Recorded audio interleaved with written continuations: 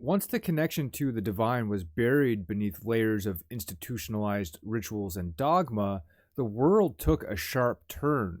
What was meant to be a path of personal awakening became a tool for control and manipulation.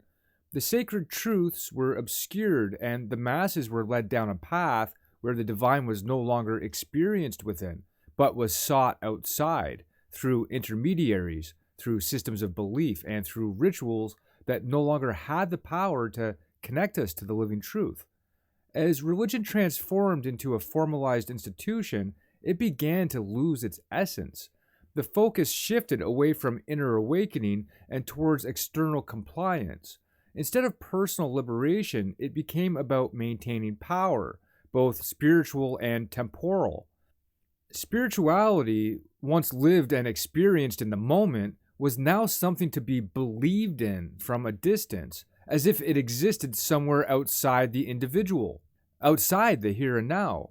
The individual became separated from the divine, reliant on external authority to guide them.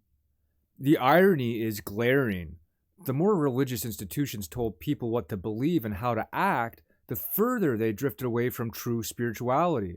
Instead of nurturing an intimate relationship with the divine, religion became a way of controlling the masses by keeping them ignorant of their own power.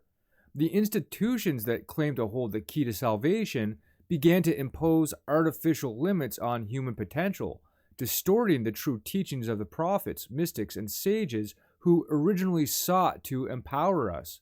This disconnection from the divine within gave rise to a society that is, at its core, spiritually bankrupt.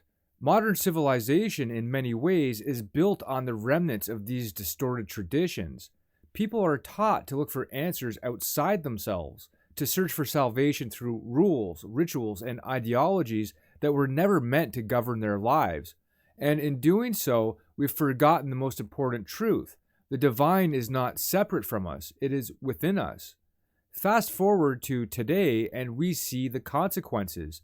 Organized religion, for all its claims of truth and salvation, is often seen as a joke, outdated, irrelevant, or absurd. People either reject it outright or cling to it in ways that keep them bound by fear, guilt, and a false sense of security. In the process, the original teachings, those that pointed to the inherent spark within each person, are lost, obscured by the layers of superstition, manipulation, and societal control that have piled up over the centuries.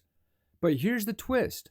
The rejection of organized religion does not necessarily mean the rejection of spirituality, though many have been led to believe this. The living truth, the divine connection, is still there. It has always been there, quietly waiting for those who are willing to look beyond the distortions. The key is that to understand that true spirituality isn't about following a prescribed path. It's about reconnecting to that divine spark within, listening to the inner voice of truth, and living in alignment with the eternal present. We've been taught to seek answers in places that keep us separated from who we truly are. But if we choose to break free from the chains of distorted belief systems, we can rediscover the path of true awakening.